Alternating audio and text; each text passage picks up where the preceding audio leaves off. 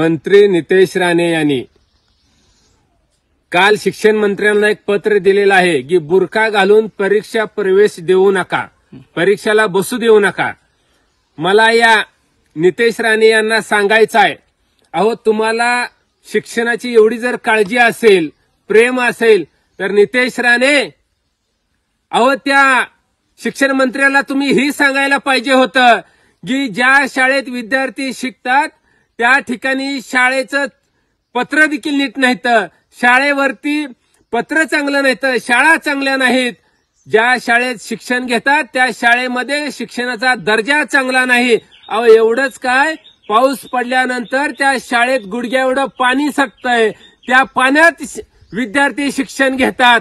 ही राहिलं कुठंच बाजूला, पण जातीय तेढ निर्माण करण्याच्या दृष्टिकोनातून तुम्ही शिक्षण मंत्र्याला पत्र देता आणि बुरखा घालून परीक्षेला बसू देऊ नका असं तुम्ही जर म्हणत असाल तर तुमच्यासारखा बेअक्ली मंत्री नाही।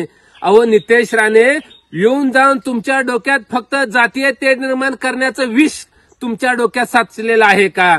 नितेश राणे, तुम्हाला दुसरा काय उद्योग नाही का? अहो एवढं जर तुम्हाला थोडं समजायला पाहिजे होतं की आपले महाराष्ट्राचे मुख्यमंत्री देवेंद्र फडणवीस साहेब असतील, देशाचे पंतप्रधान नरेंद्र मोदी साहेब असतील, अहो यांनी या देशातल्या आणि राज्यातले या मुसलमान बांधवामधला दोष कमी होण्यासाठी, यांच्यामध्ये प्रेम निर्माण करण्यासाठी अहो मशिदीमध्ये बसून मुसलमान बांधवाची टोपी घालून नमाज पढण्याचं काम केलं, त्या ठिकाणी बिर्याणी एकत्र मिळून खाण्याचं काम केलं।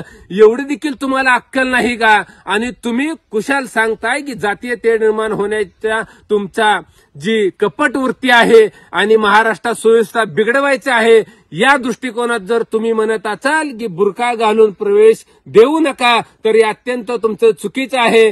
खरं तर तुम्ही शपथ घेताना काय म्हणाला होता की मी कुठलीही जातीय तेढ निर्माण करणार नाही, मी अशा पद्धतीचं काय वागणार नाही, अशी तुम्ही मंत्रिमंडळात शपथ घेतली होती। त्या शपथीला तुम्ही काळीमा फासण्याचं काम नितेश राणे तुम्ही करत आहात आणि तुमच्या एवढा बेअक्ली मंत्रिमंडळात दिसत नाही।